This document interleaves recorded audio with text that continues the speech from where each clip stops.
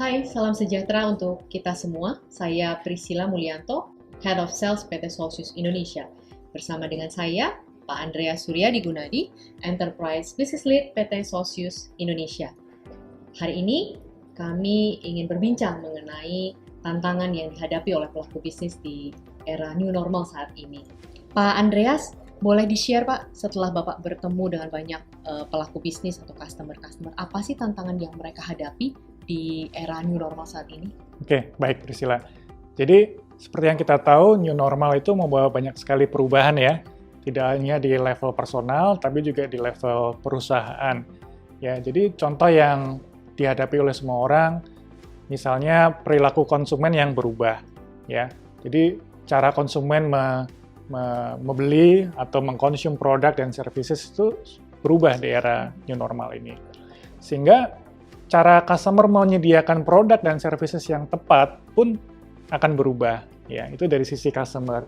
Di sisi value chain yang lain juga procurement is being disrupted gitu ya, dengan adanya global lockdown, pengiriman barang juga terganggu, sehingga supply chain juga banyak terganggu sekali ya di Indonesia, seperti itu.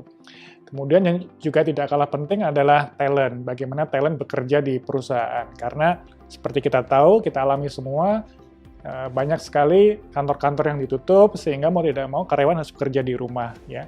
Padahal mereka harus tetap produktif. Jadi itu menjadi tantangan yang dihadapi oleh semua perusahaan, baik besar maupun kecil. Seperti itu, Priscilla. Oke, dan banyak perubahan yang terjadi di kebutuhan bisnis gitu ya, karena ada tantangan di new normal kali ini. Yeah. Solsius sendiri pun juga melakukan perubahan ya Pak. Banyak solusi-solusi yang kami adopsi untuk mendukung digital transformasi yang diperlukan oleh pelaku bisnis ya Pak. Betul sekali. Jadi kita mempromosikan yang kita sebut Solsius Intelligent Enterprise ya, Priscilla. Jadi kenapa kita sebut Intelligent Enterprise? Kami percaya bahwa Intelligent Enterprise adalah perusahaan yang mampu mengolah data yang mereka punya menjadi actionable insights. Ya, jadi contohnya tadi kita tahu perilaku customer berubah. Nah, data dan informasi itu perlu diolah oleh perusahaan sehingga mereka bisa lebih agile dalam mengkoreksi atau merubah produk dan services yang mereka harus develop. Nah, ini yang kita sebut Intelligent Enterprise. Ya, jadi tidak ada pilihan buat perusahaan untuk bertransformasi ke sana, karena kalau tidak bertransformasi, pasti kompetitor mereka akan melakukan hal ini, dan mereka menjadi tertinggal, seperti itu, Priscilla. Okay. Dan kalau customer-customer ini melakukan transformasi digital, tadi yang Bapak bilang, menuju intelligent enterprise, apa sih sebenarnya benefits yang dirasakan oleh customer sendiri, Pak, untuk menerapkan digital transformasi ini, Pak? Oke. Yang pertama itu sebenarnya bukan pilihan, ya, jadi lebih ke threat menurut saya. Jadi kalau kita tidak berubah, sudah pasti kita akan tertinggal. Jadi yang pertama, pertanyaannya bukan benefit, tapi adalah kapan harus dilakukan, karena itu mandatory. Tentu saja ada benefit yang akan dinikmati oleh pelaku bisnis ya. Kenapa? Ya, karena dunia di seputar kita itu berubah juga. Ya, hari ini kita contoh konsumen mengkonsumsi produk dan services secara digital. Jadi kalau perusahaan tidak menjual produk dan servicesnya secara digital juga, menjadi tidak relevan, gitu ya Priscilla. Jadi memang ini bukan pilihan, tapi memang suatu keputusan yang harus segera diambil oleh pelaku bisnis supaya tetap relevan dan siap 3 tahun ke depan menurut kami. Gitu. Oke. Dan Pak, mengenai intelligent enterprise, solusi yang dibawakan oleh SAP akhir-akhir ini adalah SAP RISE ya Pak? Iya. Boleh Bapak jelaskan Pak, apa itu SAP RISE? Oke, jadi RISE with SAP adalah produk yang ditawarkan SAP dan dipromosikan kurang lebih di pertengahan 2021 dan bahkan di awal tahun ini menjadi produk default ya, jadi tidak ada pilihan buat customer di Indonesia untuk mengadopsi produk SAP selain RISE with SAP. Jadi RISE with SAP ini pada dasarnya adalah produk SAP yang terbaik, yaitu SAP S/4HANA ERP yang dikemas dengan cloud infrastructure ya, dan juga technical managed service, sehingga menjadi mudah buat customer untuk mengimplementasikan.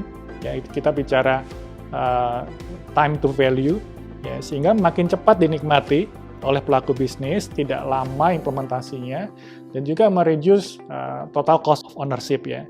Jadi ini merupakan pilihan yang sangat menarik menurut saya buat pelaku bisnis di Indonesia, karena teknologi yang terdepan ini menjadi cepat dikonsumsi ya, dan pelaku bisnis tidak perlu menunggu waktu yang lama, Priscilla, untuk menjadi intelligent enterprise seperti itu. Oke, berarti ada di SAP RISE itu sudah dibundle solusinya ya Pak ya? Betul, jadi ini adalah software as a service di mana customer akan memperoleh digital core yaitu SAP S/4HANA beserta juga dengan business transformation platform dan juga intelligent spending network ya, plus di hosting di world leading cloud infrastructure provider, dan juga sekaligus memperoleh technical managed service sehingga customer tidak pusing ya untuk melakukan maintenance sendiri ya, tinggal pakai saja, yang penting fokus ke bisnis,